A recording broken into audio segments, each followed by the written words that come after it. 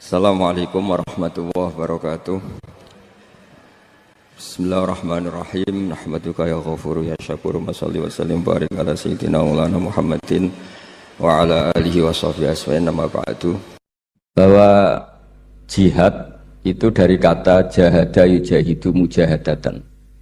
Kalau masdar mujarrodnya jahida dan baca jahada jadu jahdan wa jihadan, itu maknanya serius menekuni sesuatu. Jadi tidak harus bentuknya perang. Tapi Islam juga jangan anti perang, karena andaikan Islam itu tidak punya konsep perang, itu juga kita bingung saat kita dijajah Belanda. Jadi sesuatu itu pasti akan ada momennya, ada pembenarnya. Disebut kalau dalam fikih muqtadul hal. Saya masih ingat beberapa cerita lesan. Dulu perang itu harusnya 7 November. Bung Tomo datang ke Mbah Hashim. Tapi kata Mbah Hashim jangan, kata Kiai bagian nyeblokno pesawat urung teko. Walhasil nunggu Ki Abbas dari Buntet Pak Kapolres itu doanya spesial untuk menjatuhkan apa? Pesawat. Saya kebetulan banyak kenal sama cucu-cucu Ki Abbas Buntet. Tanggal 10 datang terus perang dimulai. Dan itu menjadi perang sejarah karena jenderal dari Belanda ya, dari Inggris ya, itu sampai meninggal ya. Jadi siapa Malabi ya. Jadi intinya Anda jangan berpikir bahwa negara ini didirikan hanya oleh umarok. Bahkan sebelum ada negara, yang sudah ada itu ulama. Dulu para wali songo sampai para kiai era kemerdekaan itu sudah membentuk satu komunitas. Di situ ada ketua pondok, ada bendahara, ada macam-macam. Sehingga kiailah yang bisa menggerakkan publik untuk melawan Belanda. Karena kiai ini juga yang memegang otoritas publik. Ketika seorang Basim Asy'ari memfatwakan jihad itu fardhu ain, maka semua orang berpikir harus jihad melawan kehadiran Belanda atau penjajah mana saja. Tapi itu satu sisi ya. Di sisi yang lain, bahasa Arab itu ada sisi uniknya. Kalau menamai penjajah itu musta'marin atau al-isti'mar. Isti'mar itu meramaikan dunia. Karena memang bangsa kita dulu itu ya aneh. Tapi nak sampean kerasani teman-teman ya kualat itu babai jenengan. Kita ini dulu memang ya agak aneh. Belanda itu sudah penjajah, tapi sama buyut-buyut kita dipanggil Doro. Bisa kamu bayangkan kiai saat itu untuk mengingatkan masyarakat pentingnya melawan Belanda. Wong manggil Belanda saja Doro tuan. Terus kemudian kita berfatwa melawan Doronya. Jadi benahi ilmunya saja wis sak penggawean kira-kira. Jadi ngelola orang bodoh itu ya kangelan. Enggak dikelola itu bangsa kita, dikelola itu ya rodok gedok banget. Wong ngundang penjajah apa? Doro. Jadi itu PR besar. Tapi kiai itu punya seni untuk memberi penjelasan. Makanya di antara kelebihan ulama itu pasti warasatul anbiya itu di fatonah ada unsur kecerdasan. Cerdas itu seni mengelola pikiran manusia, itu namanya cerdas. Makanya saya berkali-kali kalau ngaji harusnya orang itu semuanya itu pengagum ilmu, jangan pengagum fakta, tapi pengagum ilmu. Ya saya berkali-kali mencontohkan, kalau Anda suami yang miskin, nggak punya uang, terus pulang dimarahin istri karena nggak punya uang, atau kerja tidak sukses, harusnya kamu bangga. Anda juga kan yang berteori kalau suami nggak becus itu pasti dimarahin. Nah ketika menjadi fakta harusnya Anda syukur bahwa ilmu Anda itu benar. Jadi pas istri marah, alhamdulillah ternyata teori saya ini benar. Ini lucu kan, teori Anda mengatakan demikian, tapi pas menjadi fakta Anda tidak siap. Nah, begitu juga menyangkut penjajah. Belanda itu sudah maju, Eropa sudah maju. Di mana-mana terbelakang itu menjadi objek penjajahan. Di mana-mana yang terpelajar itu posisi menjajah. Sehingga ulama berpikir bahwa awal dari kemerdekaan adalah mengertikan yang tidak ngerti. Karena teori penjajahan pasti gitu, yang tahu menjajah yang tidak tahu, yang sudah modern menjajah yang belum modern dan seterusnya. Makanya awwalu hadzal din itu al-ilmu. Makanya nomor satu itu ilmu, pengetahuan.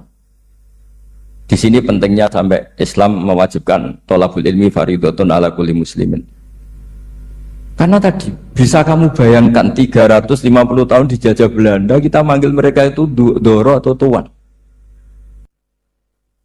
Kayak apa? Susahnya menggerakkan masyarakat yang cara pandang masih demikian. Lah kiai-kiai pada berontak dibikinkan masjid di alun-alun, diberi otoritas beragama sehingga dikira Belanda ini baik. Padahal ini dulu ya niatnya menina bubukkan biar tidak ada pemberontakan. Walhasil singkat cerita, kiai-kiai yang sudah di Mekah termasuk Mbah Hashim, beliau ketemu Muhammad Iqbal, ketemu beberapa ulama dunia, tahu bahayanya mustakmarin tadi. Terus akhirnya kiai-kiai kumpul-kumpul fatwa resolusi nopo? Jadi ini mukaddimah sebagai pembenaran, sebagai setuju saya sama Kiai Haji Ulil Albab bahwa nomor satu itu jihad. Tapi jihad tadi pemaknanya harus utuh. Kalau kondisi perang ya perang, kalau kondisi stabil ya jihad untuk memajukan apa? Indonesia. Dan itu saya ulang lagi dimulai dari ilmu. Sebelum saya ngaji Minhajul Thalibin saya cerita ilmu itu apa? Ilmu itu sederhana, sesuatu yang mudah. Karena ilmu itu fitratallahi allati fataran nasa apa? Misalnya begini, saya orang miskin, nggak punya apa-apa. Sudah nggak punya apa-apa, nggak punya jabatan, terus keluarga yang nggak pati loyal, mungkin istri ada ngidolakan kita, bahkan anak kita sendiri juga nggak ngidolakan kita. Itu kan sial-sialnya orang, anak kita aja nggak pernah ngidolakan kita. Tapi untuk bahagia itu sebenarnya sederhana. Sederhananya begini, orang pinter itu ingin mempertahankan kehidupannya, pinter sampai berobat habis banyak ke Belanda, ke Jepang supaya mempertahankan nyawanya. Si miskin ini kalau dia setiap makan, ya Allah, saya dengan makan ini mempertahankan nyawa saya. Jika makan itu satu kajian ilmiah bahwa ini luar biasa. Bahwa orang punya Alphard, punya uang 1 miliar, itu tidak mempertahankan sesuatu yang pokok, yaitu nyawa. Orang tidak punya Alphard itu hidup, nggak punya uang 1 miliar hidup. Tapi kalau nggak punya nasi 1 piring, nggak punya air 1 gelas bisa mati. Artinya apa? Orang miskin itu yusyarikul aghniya, sama dengan orang-orang kaya dalam hal kepemilikan hal-hal yang pokok. Tapi kadang-kadang orang miskin itu ya nyon sewu agak belagu, sudah miskin ingin punya Alphard, sudah miskin ingin punya uang, ya dia tersiksa. Harusnya cara berpikir nggak punya Alphard tuh masih hidup, nggak punya uang 1 miliar masih hidup. Yang punya Alphard hidupnya juga pakai nasi 1 piring, yang punya uang 1 miliar juga pakai nasi. Ya kalau itu kan sama, saya punya. Kalau gitu kan bisa miskin rasa kaya. Itu memang harus dilatih. Nah, kalau orang kaya kan rumahnya banyak di mana-mana. Memangnya kalau rumahnya banyak di mana-mana terus tidur di sini 1 jam, di rumah itu 1 jam, malah nggak bisa tidur kan? Tetap aja yang dipakai 1 kamar.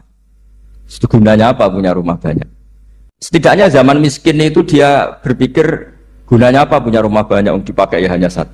Meskipun suatu saat kalau dia kaya juga berpikirnya agak rubah. Ya penting punya rumah banyak biar kemana-mana punya rumah, nggak apa-apa. Tapi sementara masih miskin jangan berpikir seperti itu. Lah yang menjadi miskin kacau kan sudah miskin berpikirnya gaya orang kaya. Lah itu kecelakaan. Lah itu ilmu, maksud saya itu ilmu.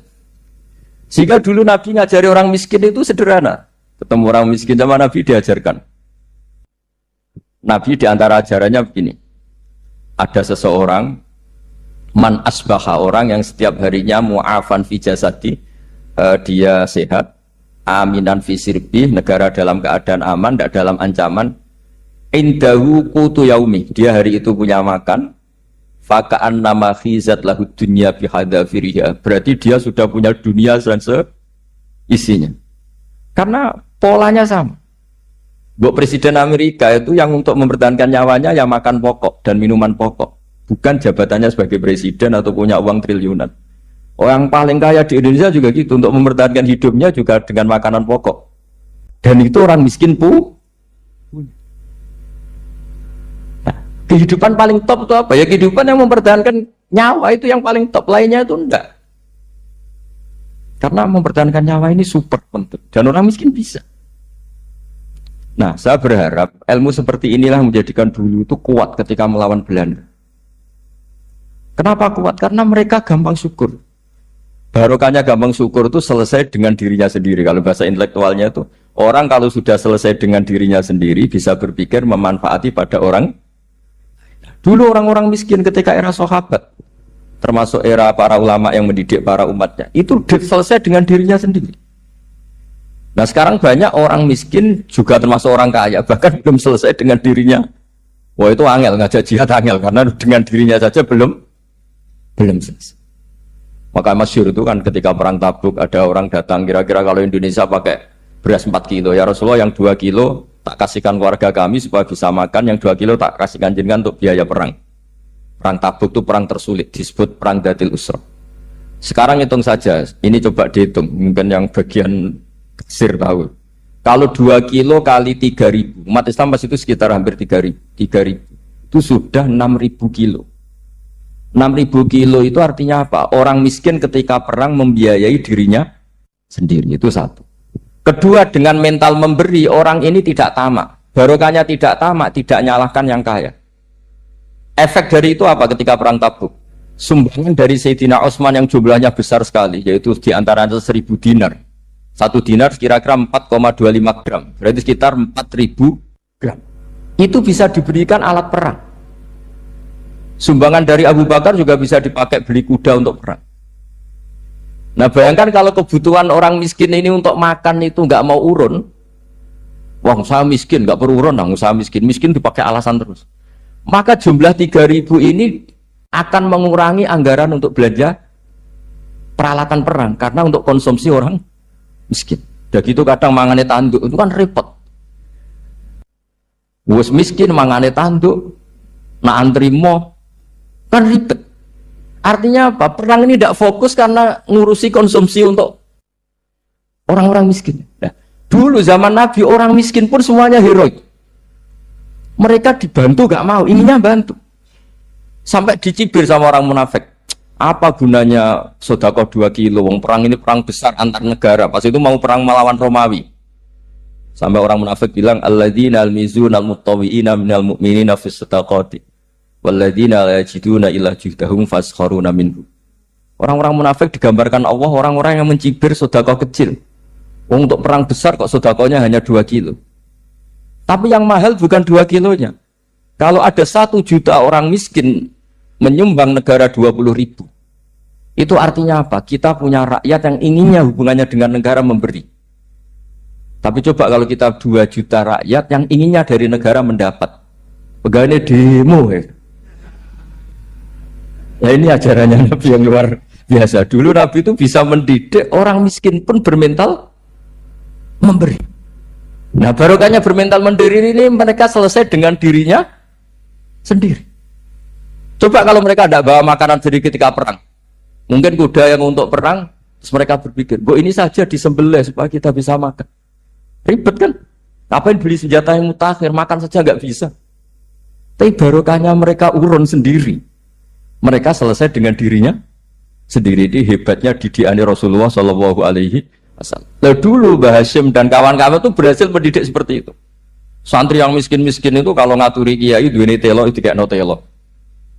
Duwene wi itu kayak no wi. Sehingga kiai sing wis mapan-mapan, misalnya kados kula wonten kan mun setengah mapan. Ya akhirnya yo iso mangan wi. Jebule wi ku yo enak. Santri yo seneng mergo kiai ini seneng pancen wis suwi mangan pizza misalnya. Lah tapi nek sing melarat terus aku melarat kiai tak kei wi mosok doyan. Wis melarat medhit di alasan kan ribet kan. Ini yang perlu dihilangkan. Medhit untuk berargumentasi. Yang mahal itu bukan winya, mental memberi. Orang itu kalau mentalnya memberi itu berarti selesai dengan dirinya. Tapi kalau tidak bermental memberi pasti tamak. Dan tamak itu mesti menghakimi orang lain. Maka dalam kitab Hikam diterangkan penyakit terberat itu tamak. Kenapa? Karena orang pikir itu tidak ada kata-kata kitab Hikam, bukan kata saya. Yang ada itu tamak. Misalnya gini, saya kenal PLT Bupati Kudus. Tidak pernah saya bilang beliau kikir. Tapi sekali saya pernah mengajukan proposal tidak kesampaian. Wah, beliau medit. Jadi saya menvonis medit itu sebetulnya ya karena punya keinginan tidak kesampaian. Coba kalau tidak, gue medit orang serap penting. Misalnya anak-anak muda sama orang-orang cantik di Jakarta, pernah nggak kamu bilang itu sombong enggak kan? Setelah kamu bilang, Mbak aku ingin kenalan Mbak sampeyan, terus dia agak mau, baru kamu bilang sombong karena keinginan kamu enggak. Nah, bayangkan kalau orang bermental tomak kayak apa bangsa ini? Nah, sahabat itu dididik oleh Nabi, tomak itu selesai karena keinginan mereka memberi. Sehingga Indonesia bisa merdeka begini itu barokahnya didikan ulama. Semuanya ingin memberi. Dulu belum ada negara, tentara-tentara kemerdekaan kalau di kampung-kampung itu ya dibiayai donatur-donatur. Termasuk bahasa saya, buyut saya dulu. Itu berapa ton aja beras untuk pasukan Hizbullah, pasukan TNI. Di Aceh ada Dawud berih, ada yang baca berueh. Jadi baca aja kayak kira asap ada yang berih, ada berueh, saya juga gak tahu. Orang Aceh kalau baca berih, nyumbang berapa emas untuk kemerdekaan Indonesia. Yang Kesultanan Jogja Legowo. Jogja tidak lagi negara tapi diberikan bagian dari Indonesia dan seterusnya. Nah, jadi semua ini barokahnya didikan Rasulullah SAW yang diteruskan para ulamanya bahwa nomor satu didik masyarakat itu bermental memberi. Dengan bermental memberi apapun kecilnya ini selesai dengan dirinya sendiri. Itu kalau sampean nggak punya mental memberi nanti pulang dari Pemda, acara ini kabupaten berkata ini ribet gitu. Awas itu, bar ngaji langsung lali berarti sampai. Sudah kalau nggak urun ini sudah luar biasa, nggak urun untuk berkat itu sudah luar biasa. Jadi itu yang makanya Nabi itu Quran dimulai wa mimma razaqnahum apa? Yunfikun. Quran mengajarkan bermental memberi yunfikun. Nabi berkali-kali ngulang al yadul ulya khairum al yadis sufla. Dan memberi itu tidak harus nunggu kaya. Gambarannya Quran tentang orang baik itu gimana? Alladzina yunfikuna fis sarra wadorro, bukan fisarro saja, ketika wadorro juga. Saya pernah guyon sama orang kaya di Jakarta, dia uangnya miliaran, mungkin malah triliunan. Guyon sama saya, Gus saya ini sudah sekian bangun masjid di mana-mana, saya ini berarti hebat. Enggak kata saya, enggak ada masjid agama tetap jalan kata, karena di kampung-kampung sudah banyak masjid kata. Masih keren tukang becak kata. Kok bisa Gus? Sampai nyumbang masjid 1 miliar, itu masjid apa kata? Ya masjid-masjid besar, nah itu paling dipakai kubah atau menara atau apalah yang tidak mendesak. Tapi kalau orang miskin, ngutangi orang miskin itu kalau nggak utang hari itu nggak makan. Kan nggak mungkin tukang becak ke utang kada bank atau orang kaya raya kan kenal saja ndak. Mesti orang miskin utangnya sama orang miskin. Saya kalau orang kaya utang Habibidin mesti mau beli Innova karena level orang elit. Jadi utangnya itu beli Innova, aksesoris Innova, seri terbaru. Tapi kalau orang miskin sama orang miskin, utangnya itu beras untuk nyawa. Artinya apa? Kalau saya diutangi Habibidin untuk beli Innova, itu ganjarannya itu sekunder. Tapi kalau sesama orang miskin itu ganjarannya primer. Keren mana? Hutang-hutangannya orang miskin sama orang kaya. Satu menyelamatkan nyawa, satu menyelamatkan citra. Dia baru sadar, ternyata orang miskin lebih hebat ketimbang saya, lebih hebat, tapi tidak usah ditiru kata saya. Cuma dia menjadi tidak sombong sekian miliar yang disumbangkan ke masjid karena dia menjadi tahu ternyata itu tidak banget. Nah kecuali masjid-masjid yang kamu nyumbang memang masjid perintis di daerah-daerah yang belum ada masjid. Kalau masjid-masjid besar itu kan kadang kebutuhannya sudah selera bukan pokok. Nah saya ini cerita ya jadi supaya orang tahu lah. Zaman Nabi itu orang sudah selesai semua dengan dirinya sendiri. Jadi maksud saya Islam nggak apa-apa tanpa masjid itu masjid yang sudah sifatnya selera. Indonesia kan masjid sudah sifatnya selera semua.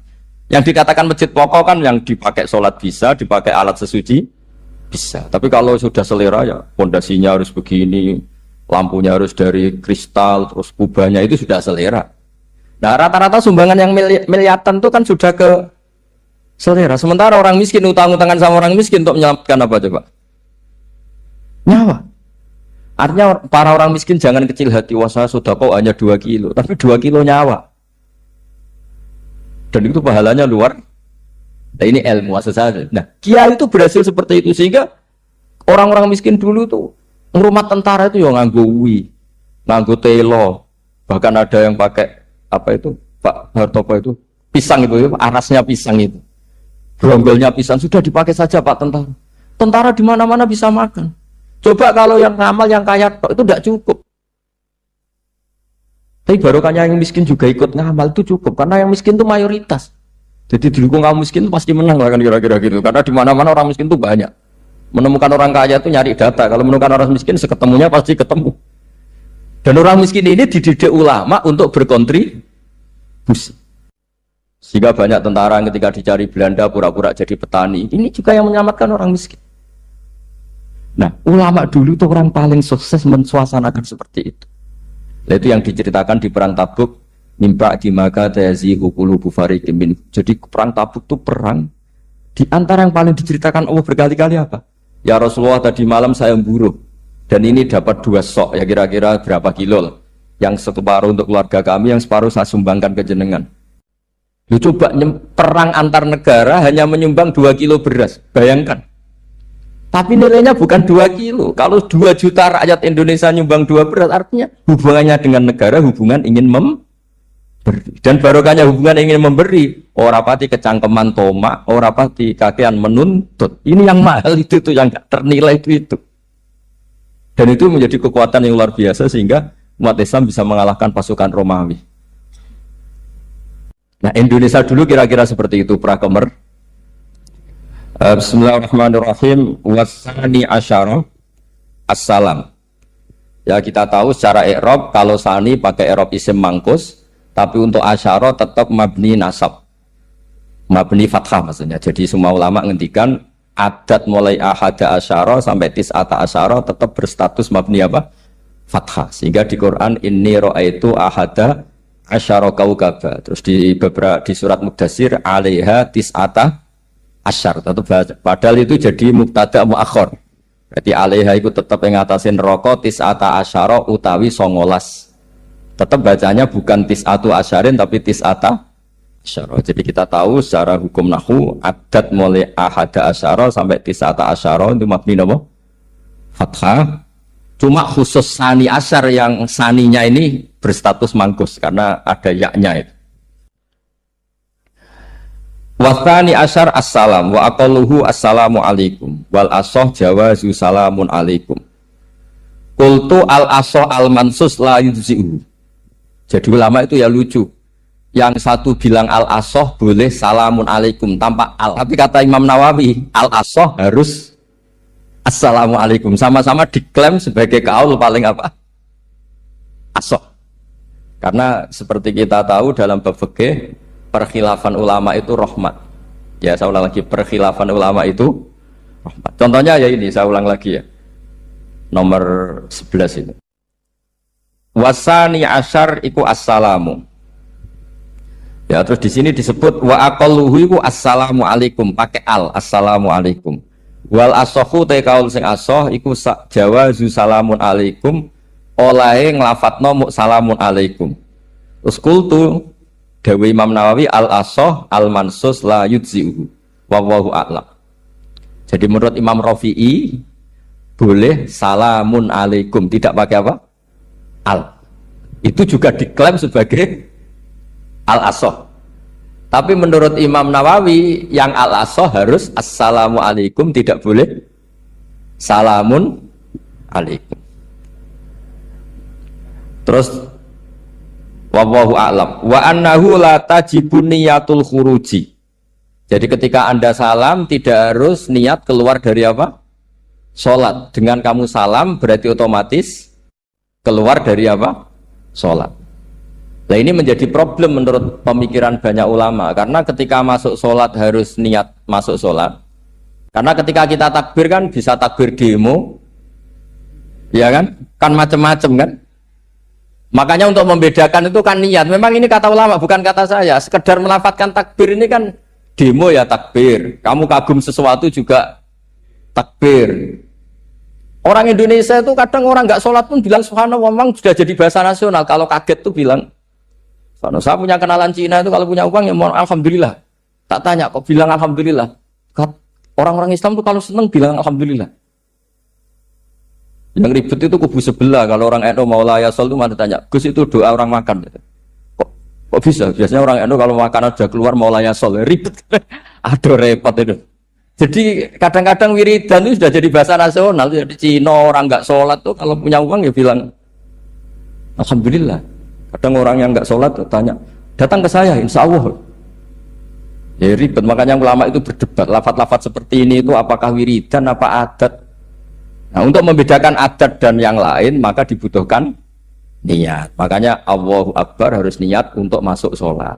Nah normalnya salam juga harus niat keluar sholat, biar karena masuknya niat ya keluarnya harus niat. Itu menurut sebagian ulama. Tapi sebagian yang lain enggak lah, kalau selesai tidak perlu niat. Tapi tadi sebetulnya ada problem, jangan-jangan salam ini salam adat. Kebetulan ada temannya masuk terus bilang assalamualaikum, nanti temannya jawab waalaikumsalam. Itu ada kisah nyata. Ini memang naif betul ini. Ada orang alim sholat. Nah, ketika ada yang mau lewat itu kan dihadangi begini ya. Jadi dihadang gini ya, itu hibidin. Yang lewat tuh karena saking nggak pernah ngaji malah tidak salaman. Kagetnya kan main itu. Ada orang sholat, ada orang mau lewat, kan kesunatannya dihadang begini. Sisi ini santai saja malah ngajak salaman. Terus ribet ngadepi orang nggak tahu itu ribet. Ya tambah bingung kan, diliwati saja bingung, apalagi sekarang diajak salaman. Kan memang nggak sambung, kulturnya itu nggak sambung. Nah itu kalau kita bilang assalamualaikum terus pikir kamu waalaikumsalam, ya ribet. Memang ngadepi orang nggak tahu itu ya ribet. Makanya ya agama ini, ngelola agama ini mau. Nah barokahnya ngaji fikih itu beginilah, saya sering cerita. Misalnya kita hafal fikih, takbir itu wajib, rukun. Tapi bentuk ngangkat tangan itu sunnah. Itu barokahnya Masya Allah. Andai kan kita menentukan kefiahnya, mungkin kita sok suci. Itu pernah ada peneliti cerita ke saya, Gus saya ini orang NU itu pusing. Kenapa? Takbirnya beda-beda. Itu takbir berkali-kali. Jadi orang was-was cobalah, bertobatlah, itu jangan sampai jadi mazhab baru. Kalau yang was-was orang bodoh gak masalah, coba kalau dia orang alim alama, nanti muridnya juga niru. Oh ternyata takbir yang saya itu 3 kali itu. Oh ternyata takbir yang saya itu 7 kali. Itu kalau dia jadi imam. Kalau dia jadi makmum nyampe ini pinggir, sampai pinggirnya takut kan bulan baleni. Ada yang kayak orang nggak punya uang, Allahu Akbar tangannya diangkat separuh saja enggak. Itu kan, tapi itu enggak ngefek di Indonesia karena dari awal kiai-kiainya ngajarin ngangkat tangan itu nah caranya juga agak ditentukan, terserah kamu. Begitu juga mau sisihkan tangan itu juga sunat. Sehingga kalau ke Turki atau kemana-mana itu ada yang kayak orang baris, ya kan, habis takbir ya sudah. Ada yang sendakapnya beda-beda. Ada yang nutupi iga yang hilang katanya, sampai begini. Ada yang santai begini. Oh, semuanya nggak jelas. Sehingga itu kalau di militer ini ada Pak Dandim itu juga bingung ini, nggak protap ini kan. Tapi kalau di fikih itu memang kalau sekali nggak diwajibkan terserah masing-masing. Ada yang kayak orang baris, ada yang sendakap begini, katanya apa, nutupi iganya yang hilang. Wadah yang sambil rasa-rasa, macam-macam. Tapi barokahnya ilmu fikih itu diputuskan memang dari awal tidak wajib. Yang wajib itu takbirnya. Maka duduk juga begitu, meskipun kita sepakat duduk tahiyat ula, namanya iftiros, duduk tahiyat akhir namanya tawarruk, itu harus kita vonis, kita hukumi sunnah. Cara seperti itu sunnah. Wa ayyuku udin ko ada sohat sholatu, seperti kemarin di Minhajul Thalibin. Dengan duduk gaya apa saja, sholatnya tetap. Jika kalau kita di Arab, misalnya pas haji, orang Arab itu memang ya agak kacau. Orang Indonesia itu kalau sholat duduk, itu kan memang benar-benar sakit. Sakit sudah agak mau mati itu benar-benar sholat baru duduk. Orang Arab itu enggak. Sholat duduk pakai kursi. Sof itu enggak ada orangnya, ada kosong. Itu jalan kaki, kursinya di bawah. Mau bawa kursi kuat kok sholat duduk.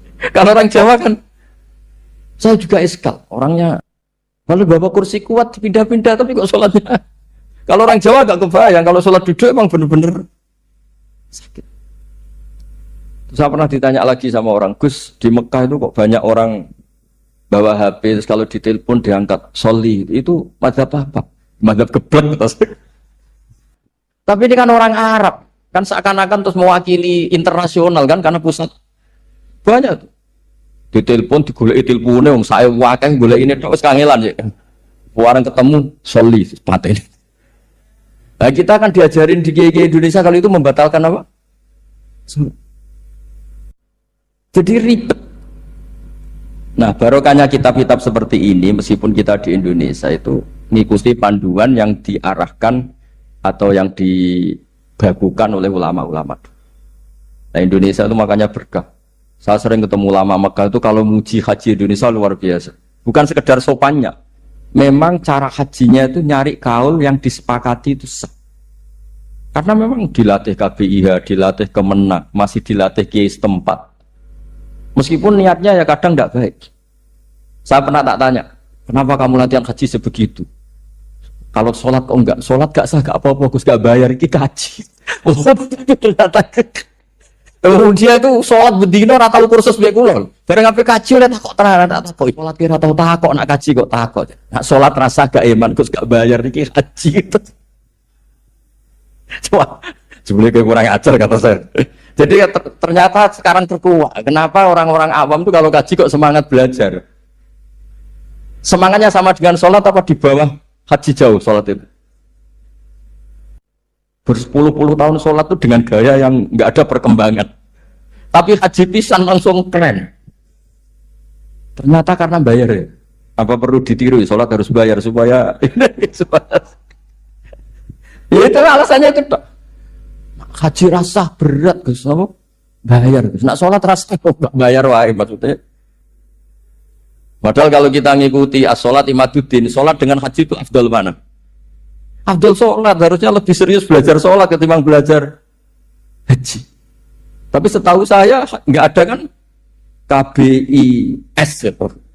Kelompok bimbingan ibadah sholat. Jadi ini kritikan saya, semoga didengar ya. Cobalah.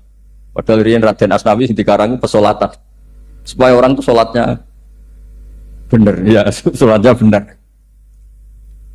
Ya jadi ngaji fikih seperti ini setidaknya Anda menjadi tidak mudah mengadili orang lain. Bahwa sholat itu yang takbir tok yang wajib. Misalnya baca ya Fatihah tok, sehingga kalau ada imam lupa baca surat ya gak apa-apa, memang dari tidak wajib. Jadi pemilahan wajib dan tidak ini penting supaya tidak menghakimi pada yang lain. Jangan sampai perilaku kesolehan itu menjadi bentuk yang mengadili. Enggak boleh.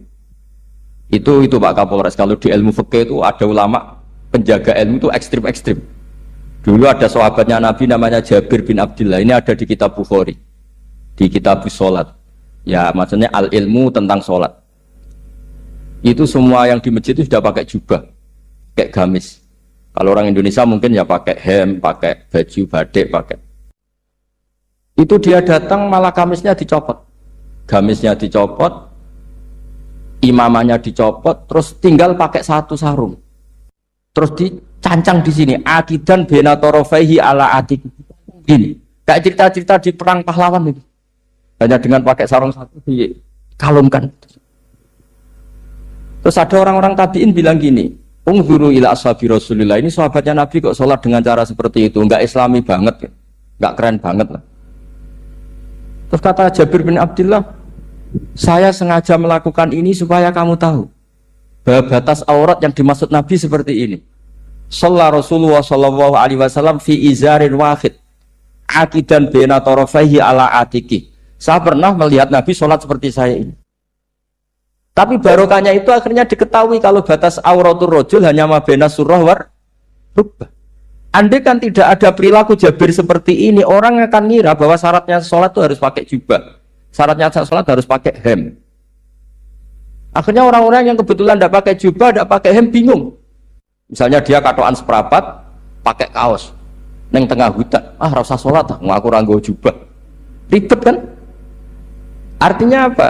Ilmu ini harus dijaga konstitusinya, barokahnya perilaku Jabir ini, orang tahu batas jadi yang lainnya itu mukamilah atau kesunatan. Nabi juga seperti itu. Semua sahabat itu tawaf itu musyatan, berjalan. Tapi Nabi sebagai tokoh dan pas itu sehat. Saya ulang lagi, pas itu sehat. Ini hampir semua ulama bilang pas itu Nabi sehat. Nabi malah naik unta. Itu kata Imam Nawawi dalam kitab Masbu', Nabi naik unta itu lebih afdol ketimbang yang jalan. Padahal trennya di Qadrid tak. Karena apa kata Imam Nawawi? Itu menjadi konstitusi ilmu bahwa syarat sahnya tawaf tidak harus jalan. Andaikan Nabi saat itu kok ikut jalan, maka dikira di antara syarat sahnya tawaf harus jalan. Maka kita kebingungan ketika pakai kursi roda karena tidak punya rujukan hukum. Itu barokahnya Nabi pakai berkendara, orang menjadi tahu oh itu berjalan itu tidak menjadi syarat sah. Berkendara juga boleh. Ya ada juga sahabat yang sengaja omong-omongan, maksudnya tawaf kan kudune meneng wiridan, tapi ada aja omongan untuk menunjukkan kalau ngomong itu tidak membatalkan tawaf. Sampai seperti itu ulama menjaga konstitusi. Makanya nyuwun sewu kayak kita ini yang anaknya tokoh, apalagi ini di sini ada Gus Albab, termasuk ada saya, yang anak-anaknya tokoh itu memang sudah harus mulai biasa lah. Karena dulu kalau soleh kebanget, itu yang ngel-ngel orang. Abu Bakar, saya tak cerita Abu Bakar itu soleh banget. Saking solehnya itu, ini gak akan ada yang niru, saya yakin. Beliau itu hari pertama diangkat khalifah, hari berikutnya masih dagang di pasar. Singkat cerita ditegur, supaya tidak usah dagang, dicukupi negara. Beliau setuju, dapat gaji. Setelah mau meninggal, semua gajinya itu disuruh ganti uang pribadi, karena beliau merasa tidak nyaman. Mau mengkhidmati negara kok minta uang. Ganti soal uang pribadi, diganti. Nah, itu ya tentu tidak wajib, pejabat juga agak minat niru. Nah tapi lucunya apa? Sayyidina Umar ketika Abu Bakar sudah meninggal itu kritiknya lucu. Kamu itu solehnya berlebihan. Taman badak, sing repot sing genti. Nak soleh kok aja nemen-nemen. Mesti nak soleh ya dikira-kira lah, aja nemen-nemen. Sakake sing ngenteni repot. Makanya saya sering jagungan sama putra-putra Mbah Mun itu keluarnya gitu. Abai wis alim, ganteng. Ngaruhnya gede, diterima semua pihak, repot sing gede itu. Mengenai kalau khusnudon, nak kiai kok pas-pasan itu mesti wis dianggap strategi lah dengan cara seperti itu. Loh iya loh, kalau misalnya kita hanya Kapolres itu anak kita kan bisa Kapolda. Tapi kalau kita sudah Kapolri itu anaknya juga jadi Kapolda, belum kayak bapaknya kan. Jadi Kapolres belum kayak. Tapi kalau bapaknya hanya Kapolres kan anaknya masih gampang nanti Kapolda sudah ngelangkai kan. Jadi kadang-kadang itu artinya ulama dulu itu hebat cara. Makanya kamu jangan kaya-kaya banget, jangan sukses-sukses banget. Kasihan anak kamu nanti ini. Kasihan. Makanya saya sebenarnya jadi kiai itu yang ingin bener-bener banget, tapi sakit santriku lah kira-kira. Ini bukan justifikasi, tapi ini cerita saja. Cerita. Di antara makalahnya Sayyidina Umar yang terkenal itu komentar Abu Bakar itu at-abta man ba'dak.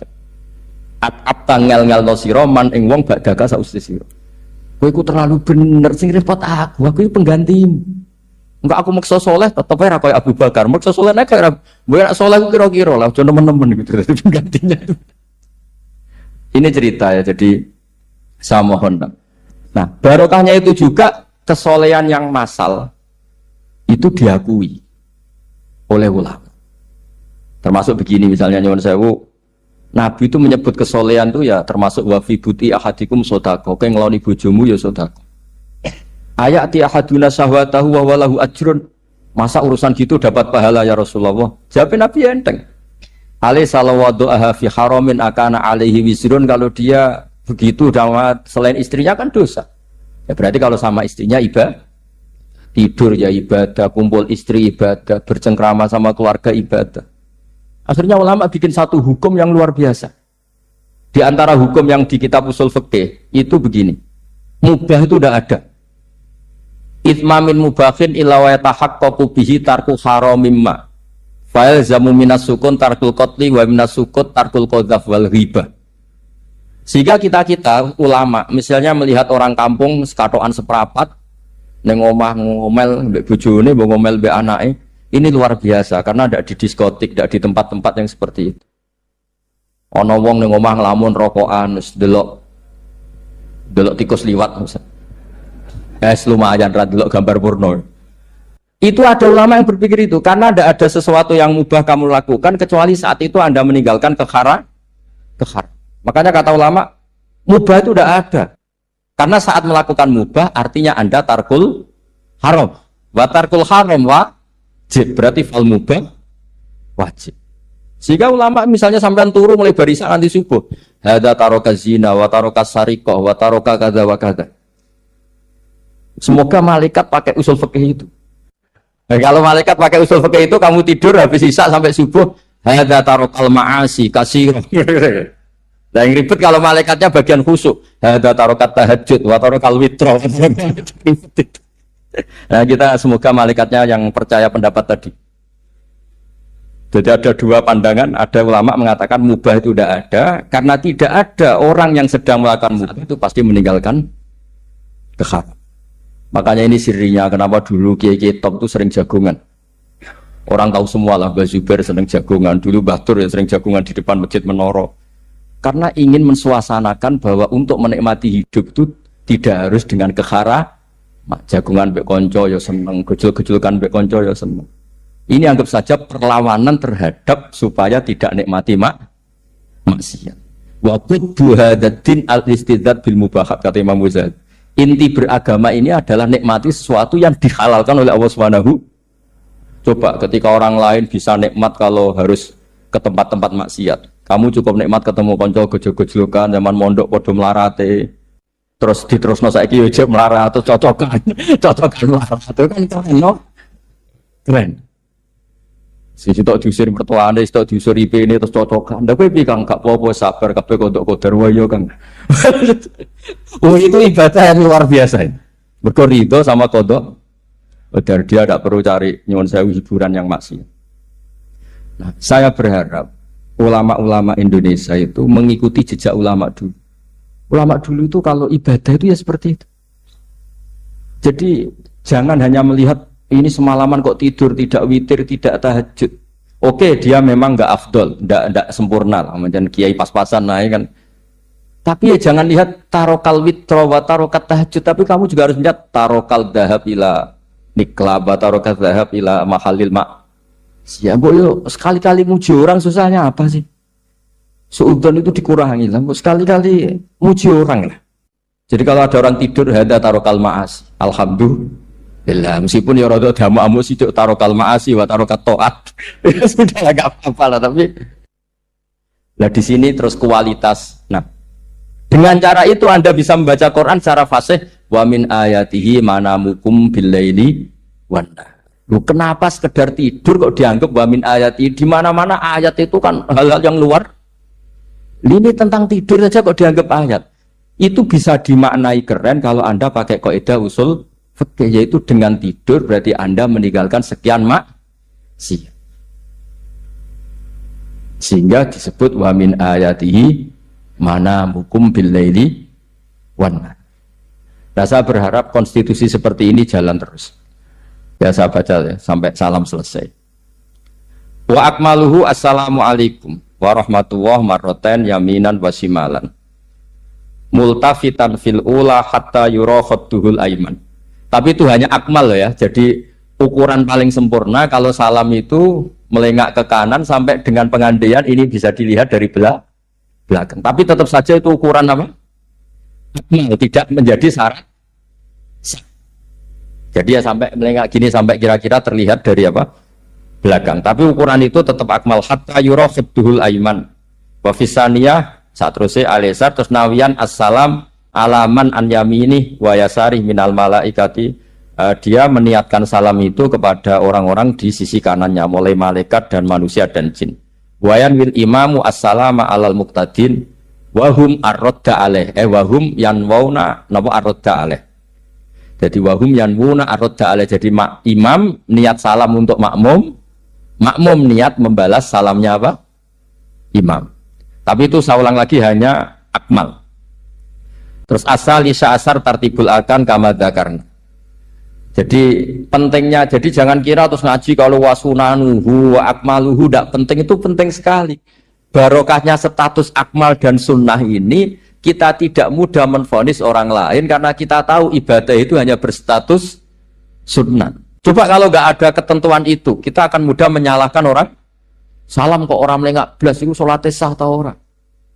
Padahal dari awal melengak itu statusnya hanya sunnah. Kemudian untuk penutup supaya ini clear ya, saya pernah baca di Syarah Bukhari yaitu Fathul Bari. Nabi itu kalau setelah salam itu mubilan biwajihi alal hadirin. Jadi Nabi langsung menghadap ke timur. Andikan Indonesia menghadap langsung ke timur. Tapi uniknya para surahul Bukhari itu menganggap itu tidak satu sunnah yang tidak jadi satu sunnah yang permanen. Tapi kata para syurahul hadis, siapapun boleh melakukan gerakan yang bisa memaklumatkan kalau sholat itu selesai. Saya ulang lagi ya, jadi Nabi menghadap ke timur, kalau di konteks Indonesia, itu sebagai bentuk maklumat, ini loh sholat saya sudah. Karena takutnya apa? Orang yang dari jarak 2 kilo, 3 kilo ingin makmum sama Nabi, andai kan Nabi tidak menghadap ke timur, tetap posisi seperti sholat menghadap ke kiblat, maka orang dari luar mengira Nabi fi sholatin. Ya, Nabi masih dalam. Bahayanya apa? Kalau orang ini langsung takbir, usolli fardhu zuhri, misalnya makmuman, ternyata Nabi sudah sholat. Berarti sholatnya nggak sah. Kenapa? Irtibatus sholat atau robtus sholat biman huwa laisa fi sholatin. Dia menggantungkan sholat dengan orang yang sudah tidak. Dan itu bahaya sekali. Masa kamu sholat, makmum sama orang yang sudah tidak. Nah, semenjak itu terus ada aturannya ulama. Siapapun yang jadi imam harus memaklumatkan diri dengan cara apa saja supaya menunjukkan kalau sholat itu selesai. Makanya adat kiai-kiai kita tetap menghadap kiblat tapi namanya astagfirullahaladzim. Itu sebetulnya memaklumatkan. Yo nak niat banter nyentuh pangeran usah istighfar gianre. Gak sopan blas astagfirullahaladzim. Itu sebetulnya itu memang maklumatkan iki lho jong salatku wis bar. Nah, apa makmum masbuk sing ijek sholat atau cuma makmum aku gitu. Ada yang separuh-separuh, ya tidak madhep wetan, madhep kulon, madhep ngalor. Itu ya sedengan, maksudnya sedengan. Karena memang kata Surahul Bukhari, butuhnya itu apa? Imam punya gerakan yang menunjukkan kalau sholatnya itu selesai, supaya nggak dikira fi sholatin, kemudian ada yang Saya ini kiai Jawa ya, pakai hem seperti ini, pakai peci hitam seperti ini, dan dekat para habaib. Itu karena semua bacaannya Bukhari. Di Bukhari itu ada cerita, Jabir bin Abdillah itu termasuk sahabat sepuh. Itu pulang pakai pakaian resmi. Itu dicopot, jubahnya dicopot, imamahnya dicopot. Kemudian beliau sholat, akidan torofai izarihi ala atikihi. Sarongnya itu ditancang ning gulune terus sholat. Di depan umum. Ketika ditanya, masa sahabatnya Nabi sholat seperti itu? Biar orang tahu kalau syarat sahnya tidak harus seideal itu. Barokahnya itu satpam bisa sholat dengan pakaian satpam. Orang Jawa bisa dengan pakaian Jawa. Karena barokahnya Jabir bin Abdillah. Dan beliau ngendikan, saya ini menangi awal Islam bersama Rasulullah. Dan beliau yusolli akidan izarohu ala adiki. Jadi Nabi ya pernah sholat namun dicangcutnya. Barokah itu sampai tidak ngeritik sholat satpam sing lagi seragam satpam, sholat lagi pegawai SPBU sing lagi ragam pegawai nopo SPBU. Sing penting semuanya nutupi nopo. Kabeh itu barokah Bukhari. Dan kenapa kita tahu Bukhari itu? Karena konsensus. Di Rauhah Solo ada Bukhari, Habaib kalau Rejab ada Rauhah Bukhari. Dan beliau begitu bangganya Habib Abdul Qadir ketika putranya Habib Abdullah ngaji Al-Kutubus Sittah. Dan beliau mengharuskan putra-putra ini hafal Tirmidzi, hafal Al-Kutubus Sittah. Saya senang sekali karena setiap saya sinau hadis, terus ingat, hadal kitab Mu'tamadul Habaib, Mu'tamadus Sadat, Mu'tamadul Alawiyin. Sehingga kita terus pede. Sing dadi kiai Jawa terus pede, pakaian ngene ya susah sanggep kayak Jabir. Gampang. Tapi kalau kita tidak punya konsensus, tidak ahlul ilm, terus nganggep yang paling sah seperti ini, ya repot. Kayak saya tuh pernah Jumatan, ini kisah nyata. Ada yang sholatnya tuh miring banget. Terus dia karena kebetulan ahli falak, Gus saya sama orang-orang yang menghadap kulon lurus juga cocok. Mergo cara falak ku rondok ngalor, atau rondok ngidul, soalnya. Nah Mbah Mun longgar, Habib Durrahman gitu longgar, rata-rata udah longgar alhamdulillah. Terus tak tanya kenapa begitu? Karena secara teori Gus, kalau rondok ngulon pas itu Afrika di orang Mekah. Nah terus berarti sak masjid mau yang bener kontok. Iya Gus, bener. Berarti tadi satu masjid yang benar Anda tok, iya yang bener sana. Ya podoe gak sah, syarat sahnya Jumatan harus jamaah. Sementara yang sah kamu tok. Terus iya Gus, jebule aku goblok, ya goblok tenan maksudnya bukan goblok. Dia baru sadar kalau dia sah sendiri kan berarti enggak sah karena syaratnya Jumat itu harus jamaah. Artinya kalau kamu ingin semuanya sah, ya sahkan semua. Jangan egois nuruti mazhab Anda. Sama barokah Rasulullah SAW, orang yang sedang melafazkan la ilaha illallah Muhammadur Rasulullah pasti muslim. Barokah itu kita merasa mayoritas. Meskipun tadi Islamnya KTP, tetap dia Muslim. Meskipun kita perbarui terus, kita perbaiki terus.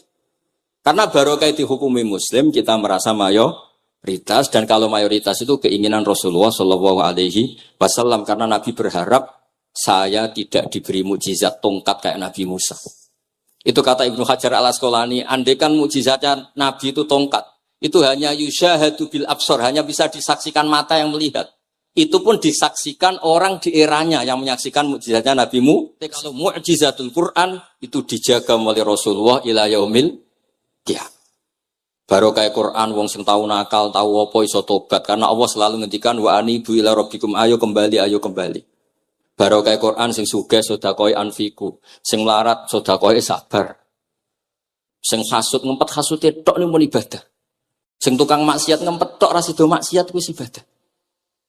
Mulane dawuh Kanjeng Nabi wong sing kepengin maksiat, orang yang ingin maksiat kemudian tidak jadi maksiat itu wis ganjaran. Mulane sering mawon mboten sida. Jadi barokah sampean kepengin maksiat, iku nak ra sida malah ganjaran.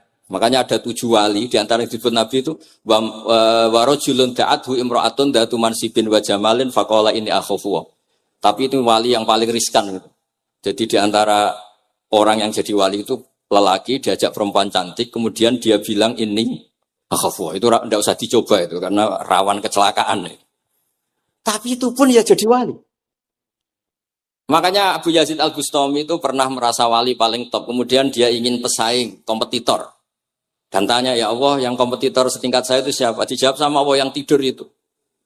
Kenapa itu kan tidur saat tahajud?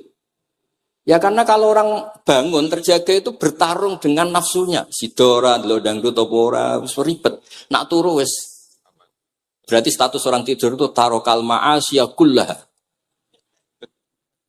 Bukan sekedar tarokal ba'dal ma'asyi, tapi tarokal ma'asya kullaha.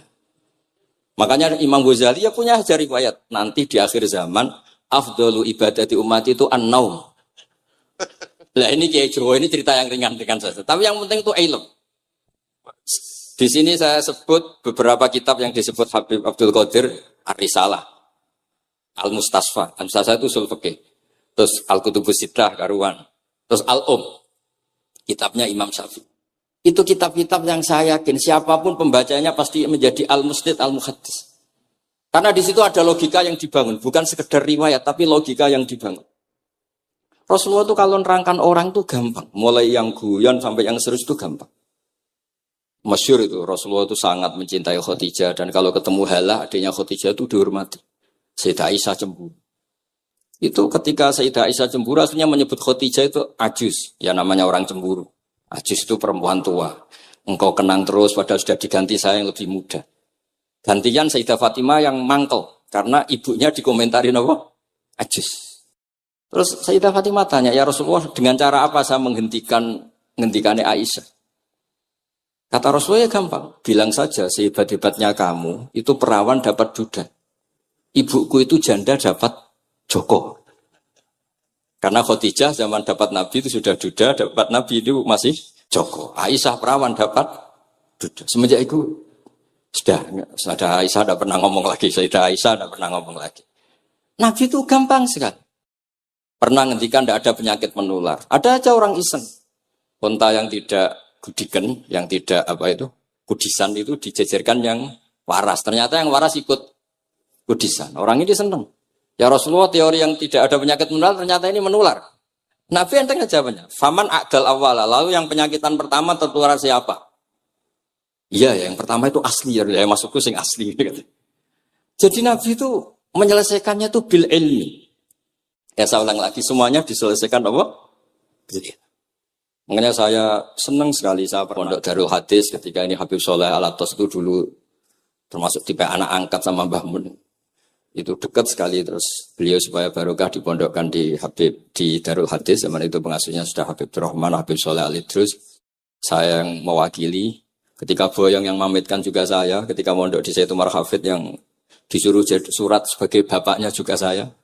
Terus, alhamdulillah sekarang barokah jadi kiai top di Tegal. Ya, baru di Tegal dan sekitarnya tidak tahu saya juga.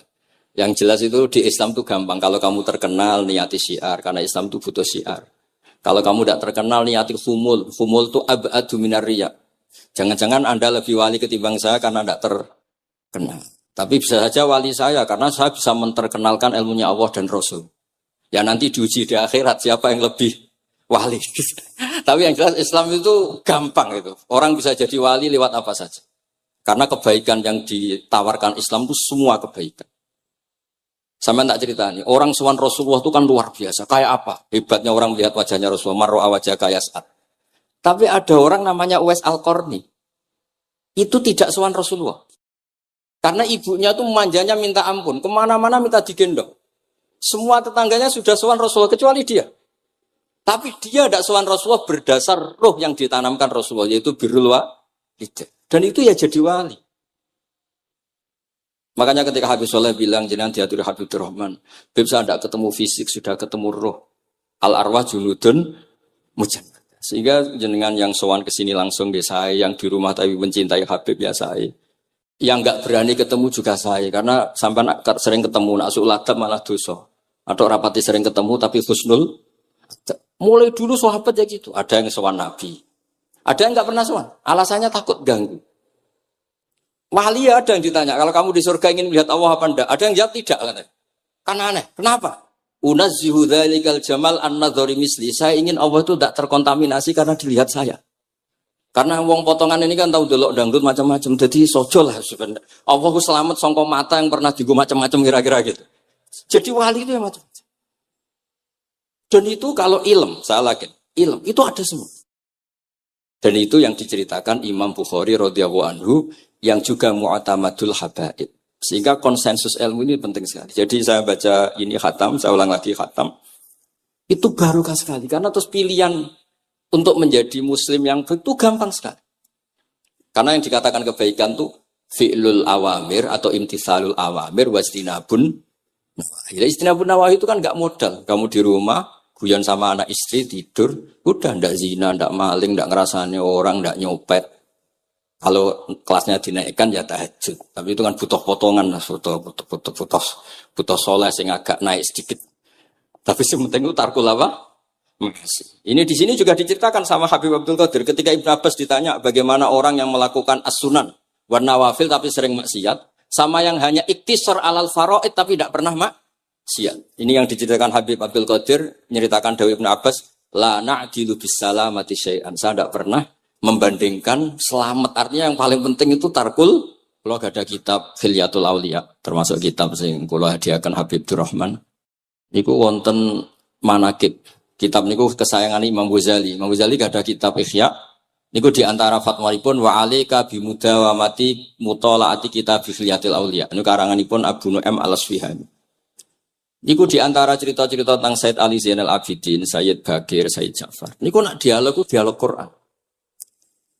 Mulane masyhur yen kutubiyai Habib Abu Bakar Segaf termasuk sing disebut teng mriki betapa kutube Sayyid Abdul Qadir niku hubungane erat kalian kutubiyaipun Sayyid Abu Bakar Segaf Gresik. Kula ampun sinau niki khatam disukani Habib Durrahman.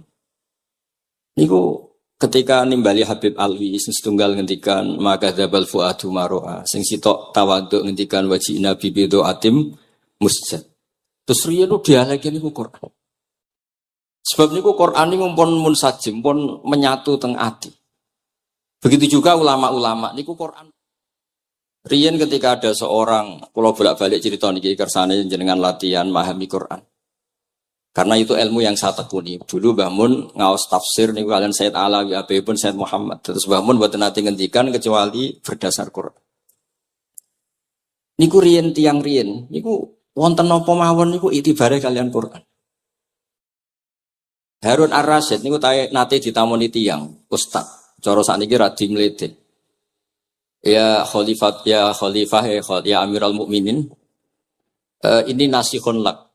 Famusyaddidun 'alaika fala tajid fi nafsika syai'an. Saya nasihati kamu kemudian agak keras. Maka jangan diambil hati karena saya ini tegas keras. Apa jawabannya Harun Ar-Rasyid? Inna wa ta'ala arsala man huwa ahsanu minka ila man huwa asma'u minni. Wa ma'adhalika qala ta'ala faqula lahu qawlan layyina. Allah Ta'ala itu ngutus orang yang lebih baik ketimbang kamu. Maknanya Nabi Musa. Ke orang yang lebih jelek ketimbang saya, yaitu Fir'aun. Itu saja ada aturannya. Faqula lahu qawlan layyina, kama maka harus halus. Makanya pas sekali tadi dawuhnya Habib Abdurrahman kita niru Wali Songo. Wali Songo itu membawa Islam itu ringan. Wong sing biasanya keimangan sesajen, dhisik dikakno setan, saiki dikakno tangga. Wis pokoke terus dhisik dongane jamba-jambi sing menawa ana sing dihukumi syirik, saiki ditahlili. Dene tahlil kok iso diarani syirik ya terlalu la ilaha illallah kok syirik ku piye. Wong la ilaha illallah itu kalimat yang orang kafir saja menjadi muslim karena ngelafadzkan. Lah saiki gara-gara la ilaha illallah diwaca pitung dinane mayit wong dadi musyrik koyoke rada aneh. Teori itu mboten ketemu akal. Akhirnya nggih gampang mawon, tidak merubah kultur yang ada tapi diubah. Napa? Diubah. Jenengan kalau cerita nih Rasulullah Shallallahu Alaihi Wasallam, niku tidak merubah adat jahiliyah secara ekstrim, tapi Rasulullah niku mengemas dengan kearifan. Kalau tak cerita sidik, kenapa Nabi dipilih dari suku Quraisy? Suku Quraisy itu gak ada tradisi saya. Kalau ingin menikmati perempuan tuh ya nikah. Sehingga ketika Nabi dianggap aneh-aneh dakwah itu kata orang-orang Quraisy, Muhammad kalau kamu ingin aneh-aneh itu karena ingin nikah. Kamu seneng siapa? Zawasnaka.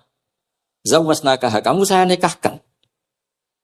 Sebab itu disebut adat-adat itu kamu saya nikahkan. Bukan saya carikan perempuan, buatan kamu saya nikahkan.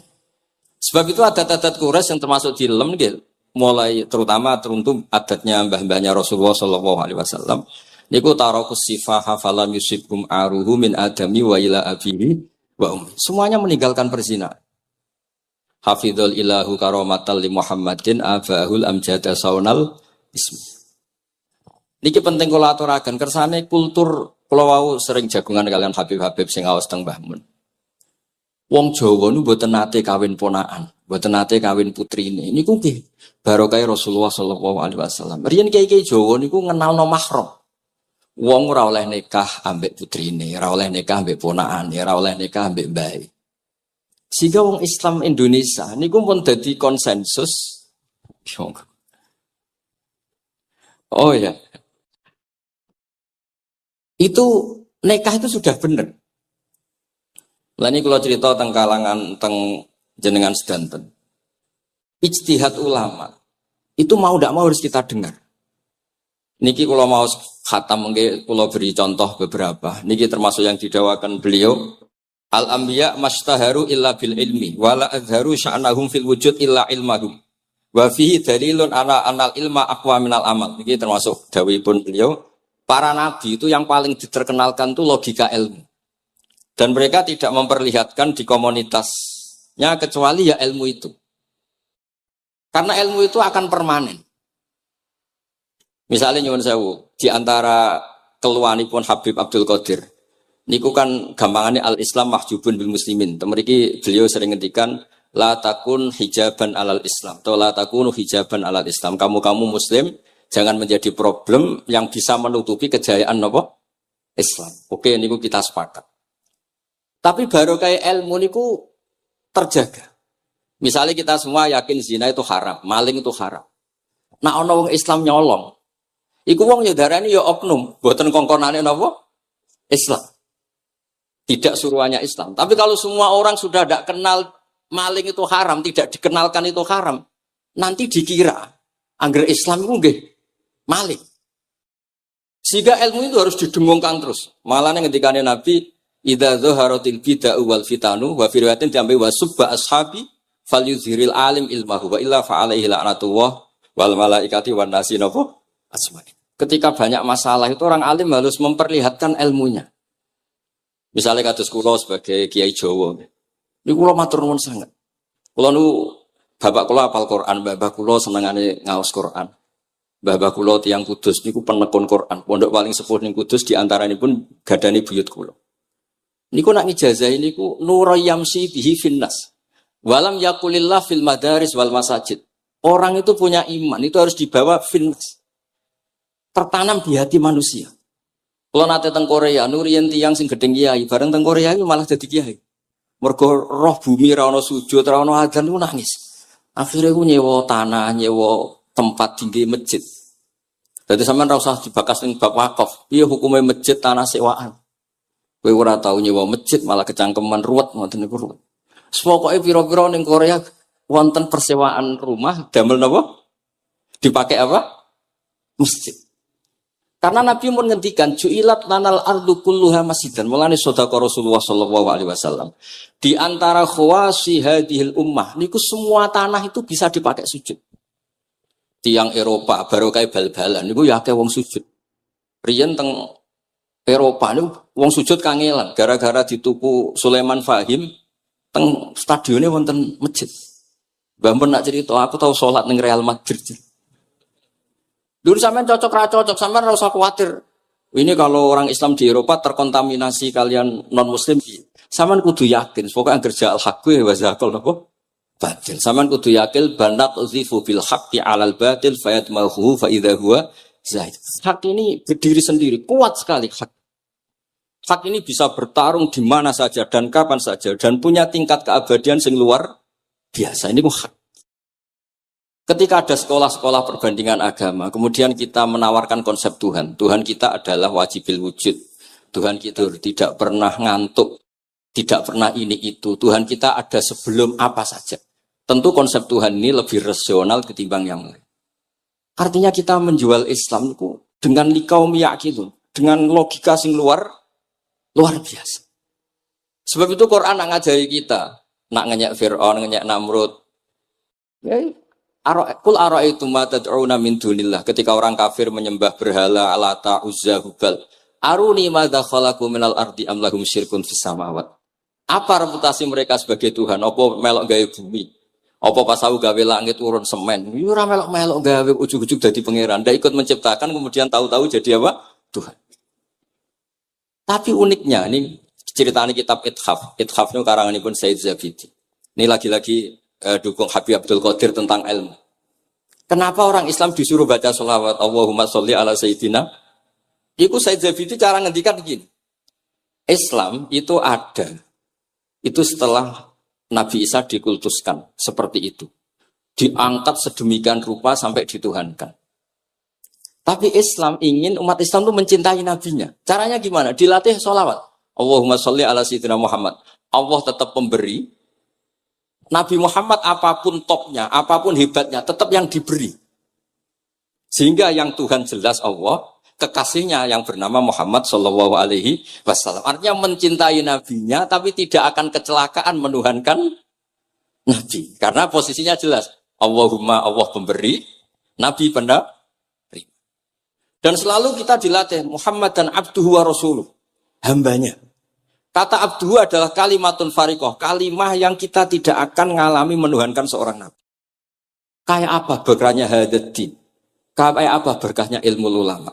Makanya kalau setuju, beliau ngendikan al-ambiya mashtaharu illa bil ilmi, wala adharu sya'nahum fil wujud illa ilmahum. Terus beliau ngendikan wa fi dalilun ala anal ilma aqwa minal amal. Ini kita baru kalian dawa-dawa beliau. Kalau alhamdulillah khatam nggih. Cara kula nyari padanan di kitab-kitab itu mudah sekali karena ini ma'ruf masyhur. Terus di antara dawuhipun ngendikan karomatul ulama adharu min karomatil auliya. Ulama itu sekali keramat itu lebih zahir, lebih manfaat ketimbang keramatnya wali.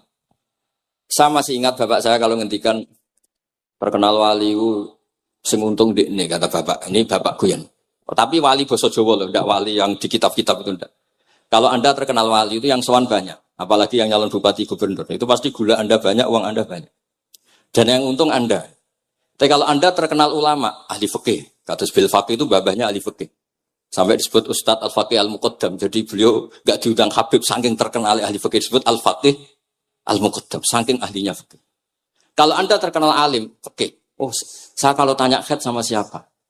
Sama Bahak misalnya. Mau tanya halalnya penyembelian sama siapa? Sama orang alim itu. Mau haji tanya siapa? Sama orang alim itu. Sehingga yang untung itu Islam. Karena ada masailul fikih yang bisa diketahui lewat ulama. Jadi kalau Anda terkenal wali, dunga mandi, yang untung Anda.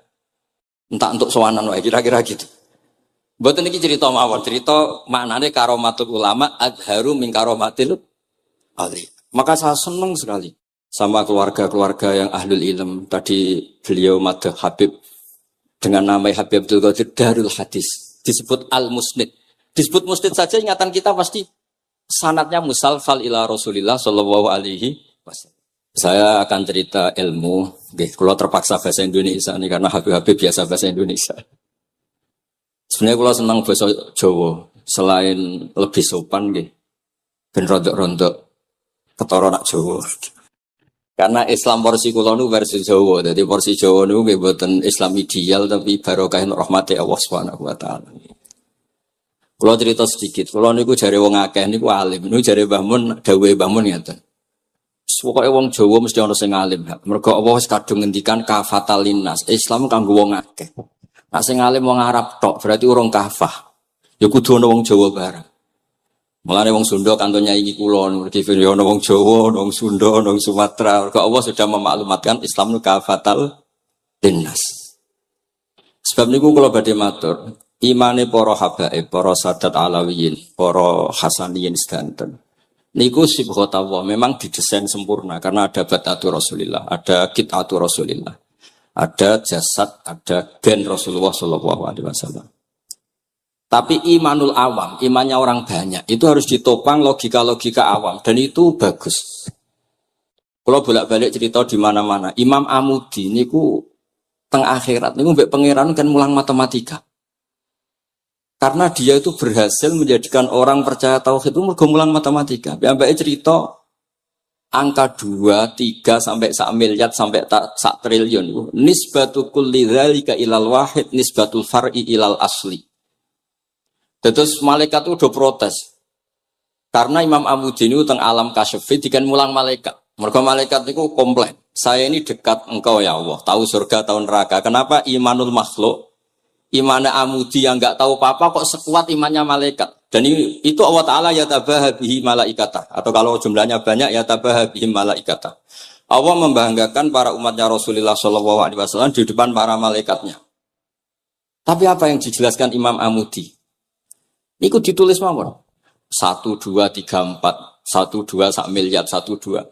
Semuanya berapapun jumlahnya, semuanya itu cabang dari angka 1. Bo alam raya kayak apa rumitnya, kayak apa luasnya, kayak apa dasarnya, kabeh itu faktor minawahil wahidil qahar. Disebut kul huwallahu ahad.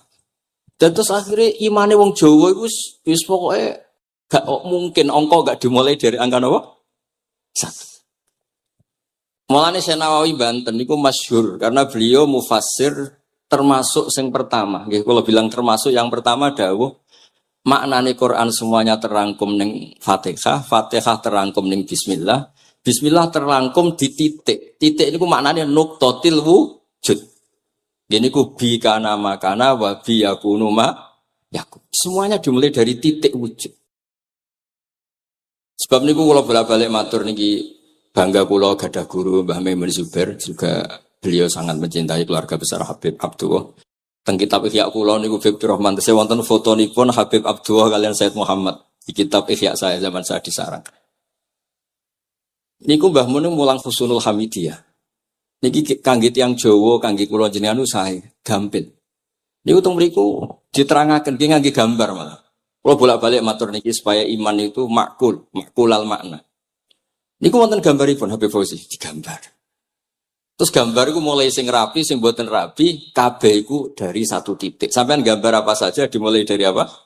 1 titik. Cek gambare sampean elek, cek apik tetep dimulai 1 titik. Jadi alam raya iki dimulai 1 nuqtatil wujud. Niku Allah Subhanahu wa taala. Terus alam ini kadung wujud.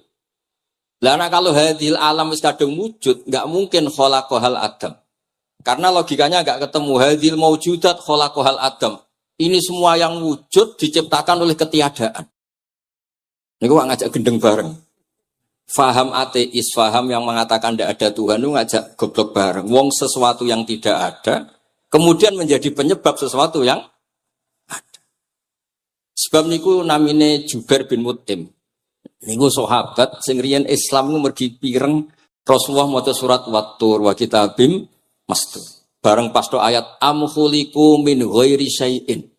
Mosok alam raya, makhluk semua ini kemudian diciptakan oleh sesuatu yang tidak ada. Itu langsung Islam. Karena logikanya mbak sadar. Mesti hadil maujudat ya khalaqahal maujud, mesti barang wujud diciptakan oleh yang wujud. Karena wujud ini pencipta, harus bersifat wajibil wujud. Dan karena pencipta harus bersifat qadim atau awal. Dan ini penting kalau aturaken kersane jenengan ngaos Quran pergi sing didhawuhna Nabi taraktu fikum khalifaten. Niku Nabi ngendikan ahaduma asqalu minal akhar. Sing disebut Nabi kitab wa itrati.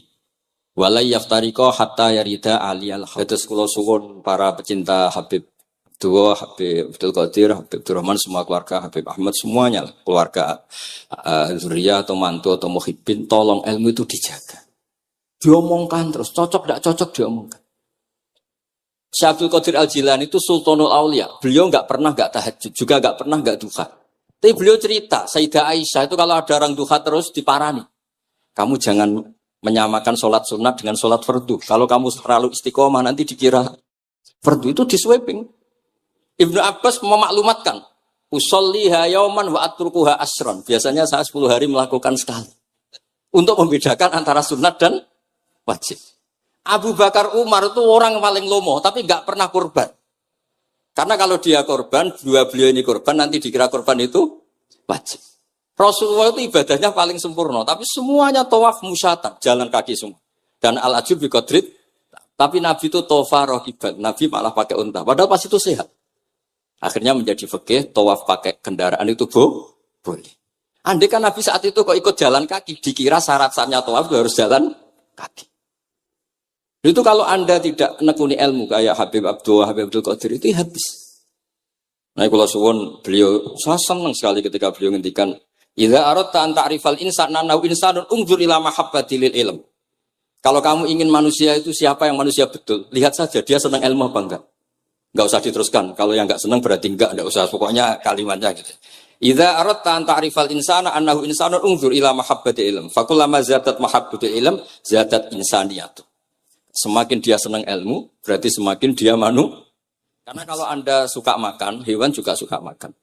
Anda senang kumpul perempuan, hewan-hewan malah banyak pasangannya. Suka menang-menangan, hewan juga suka menang. Tapi kalau suka ngaji takrib, tidak ada yang ngaji takrib. Kalau kamu suka ngaji ikhya, itu pembeda betul. Tidak ada hewan yang suka ngaji. Jadi al-fariq bainana wa bainal hayawan itu mahabbatul ilm. Jadi kata beliau ini agak keras dengan idza aradta an ta'rifal insan annahu insanun unzur ila mahabbatil ilm. Fakullama zadat mahabbatul ilm zadat insaniyah. Yang terakhir jangan pernah merubah dawai Rasulullah sallallahu alaihi wasallam. Ini yang terakhir. Saya ini cerita di depan para habaib, ada Habib Abdurrahman Sekaf, ada Habib Abdurrahman Bilwaqi, ada Habib Fauzi Al-Haddad, semuanya para sepuh. Saya itu pengagum dawai Rasulullah sallallahu alaihi wasallam dan saya meskipun modern tidak pernah merubah. Misalnya begini, saya beri contoh. Kalau salah nanti ditas saya. Orang kalau mau meninggal itu sama Nabi hanya disuruh nyebut Allah, Allah, Allah. Nabi tidak menyuruh berdoa. Karena berdoa itu bagi orang kebanyakan. Saya tidak bakas habaib, tidak bakas orang-orang yang al-mutahharun. Bakas yang umumnya orang. Kalau Anda berdoa, pasti hati Anda, aku mandi tanda. Doa saya makbul apa enggak? Sehingga Anda fi akhiri hayatika ada qalakun billah. Anda merasa tidak nyaman dengan Allah. Karena kamu berdoa. Kalau berdoa kan efeknya apa? Disembadani apa enggak, dikabulkan apa? Enggak. Sehingga terus, kalau enggak dikabulkan, saya sudah sholat puluhan tahun, ngaji puluhan tahun, ternyata enggak ngefek, karena enggak dikabulkan. Kalau GR dikabulkan, kamu kan punya reputasi yang masa lalunya juga, apa ya tahu tak delok. Masih atau apa ya kita ya rontok tahu. Masih rontok tahu, misalnya enggak sampai zina ya delok. Bodoni ya sering. Tobat ya sering. Pokoknya sholatu amalan sholihah wa akharana wa sayyidah. Jadi doa itu punya akibat kolak. Kolak itu kayak iya, kayak enggak. Tapi kalau kamu bilang Allah. Allah saja. Allah elahul asma'ul husna. Allah itu siapa? Rahman, Rahim. Allah itu siapa? Khairul ghafirin. Allah itu siapa? Arhamur. Sudah, sampai kamu mati bilang aja Allah, Allah. Terus nyifati Allah. Makanya Dawei Sayyid Abdul Haddad, Bashir bil wasfi. Sudahlah, kamu ingat Allah dengan segala sifatnya. Uzkuru wa dzikran katsira. Lah kalau kamu doa nanti elingnya nasib kamu, bukan eling Allah tapi eling nasib kamu. Allah tidak nyuruh kamu eling nasib kamu, tapi disuruh eling Allah. Jadi saya suwun, semoga ini benar dan saya yakin benar. Nabi itu luar biasa mengajari kita kan bilang Allah, Allah, Allah sampai akhirul kalamihi. Nah kenapa Kiai Jawa merubah dari la ilaha illallah menjadi Allah? Padahal riwayat yang banyak itu la ilah. Itu kata Kiai Jawa pernah tak tanya. iku hak.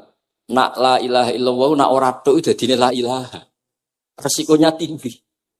Daripada resiko digenti apa? Allah. Kalau ya ora modifikasi ini piye pokoknya wonten. Akhirnya nyari riwayat yang bukan la ilaha illallah tapi napa? Allah. Tapi apapun itu saya pastikan saya mohon semohon-mohonnya ikut Rasulullah. Gini ku nyebut Allah. Jangan saat itu, saya ulang lagi, saat itu jangan banyak berdoa sesuai penuduhan Nabi la yamutanna ahadukum illa wa yusinu dzanna billah. Tapi saat itu jangan pakai doa karena kalau Anda pakai doa takutnya Anda takut enggak mustajab. Lah kalau kata orang mustajab terus setan nyelinap, gak ono gunane kowe dhisik nekani maulid, salat, saiki ora ngefek. Pas itu berarti kowe suudzon be Allah. Jadi kalau suwun semohon-mohonnya, Nabi itu kalau dawuh pegangi saja. Dia sudah tidak usah ditakwil. Pokoknya harus mangkana akhiru kalami la ilaha illallah fi riwayatin Allah napa dakhalal jannah. Terus Nabi ngendikan, terus Nabi rangarah goroh, mosok Nabi ngendikan mesti fa itu fa jawab. Kalau ada fa-nya yang riwayat fa, kalau enggak ada pokoknya dakhalal jannah, siapa penyelafatkan la ilaha illallah pasti dakhalal jannah. Daripada sampean duwe kolak itu merasa ndak nyaman. Sebab itu di banyak riwayat ngendikane man syaghalahu dzikri an mas'alati wa fi riwayatin an du'ai a'taituhu afdhala ma'utis sa'ilin. Orang yang sibuk ingat Allah, baik dengan Quran maupun yang lain, pokoknya sibuk ingat Allah, sampai dia itu lupa meminta, itu akan saya kasih di atas permintaan orang-orang yang minta. Karena ingat Allah itu lebih mudah, kata Syekh Abdul Haddad. Ingat Allah itu lebih mudah. Allah lahul asmaul husna. Allah arhamur rahimin. Allah ar-rahmanur rahim. Daripada sampean ingat nasib sampean. Saya, kita tahu sholat suwi, poso suwi, tapi maksiatnya juga suwi. Maulid teko yo biasa 2 jam, tapi dandutane yo tahu 3 jam. Ruwet wae nek eling sampean ruwet. Tapi nek eling Allah lahul asmaul husna. Allah lahus sifatul ula. Allah arhamur rahimin. Allah rahman rahim. Ini disebut basyir bil wasfi. Sehingga sudahlah kamu senang saja. Allah itu punya sifat yang luar biasa dan sifat Allah itu pasti ngefek ke kita. Nggih, kula ngapunten Kang Kada dan kula matur nuwun sanget disukani kesempatan